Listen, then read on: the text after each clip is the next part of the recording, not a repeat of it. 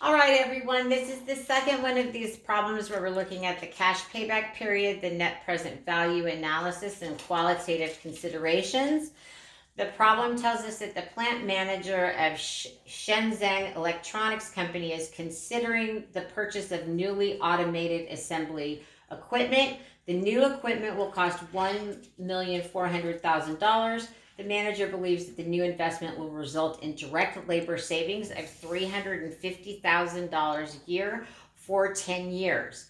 So the first thing they want us to know is what is the payback period on the project. So remember, we've got a cost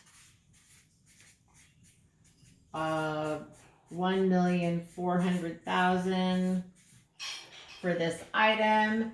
It's got we've got direct labor savings.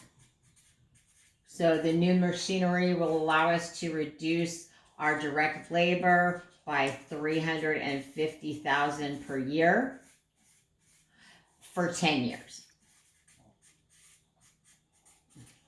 So the first thing they ask us is to calculate out the payback period.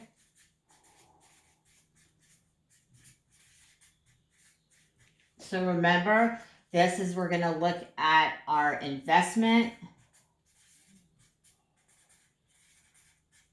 And we're going to divide that by the direct labor savings, because we don't have to pay this out. So the increased cash inflow each year will be from not having to pay out that $350,000 a year. So now we're going to take our $1,400,000 investment.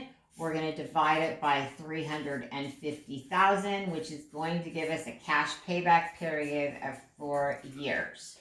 So by the time we hit year 5, we've paid everything off. So now we've recovered our investment. So now we're just have the extra money. Then it says, what is the net present value assuming a 10% rate of return? So B, they want us to calculate out the net present value.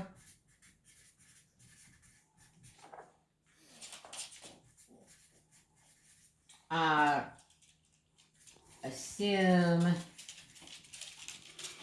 10% rate of return. So we're going to go over it here, and we're going to go under the 10% column on our table here. And we know that it's 10%. We're only going to, we have one payment or cash inflow savings per year. So that's going to be our factor of 6.145. So first we're going to do is we're going to calculate out the present value of the savings over 10 years. So we're going to take $350,000 and we're going to multiply it by 6.145. And it's important to remember that these tables take into account compound interest. If we were only going to receive one payment of $350,000, we would need to use the other present value of $1 at compound interest. So the net present value of the savings comes to, it equals $2,150,750. We're going to subtract from that our initial investment.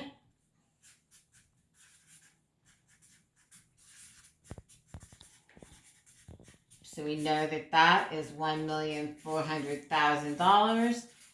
So we get a net present value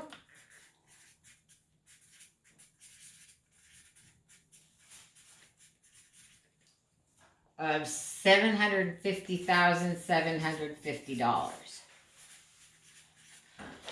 So we've calculated that out. So this would be, if everything else remains equal, then this would be an investment that we would want to make.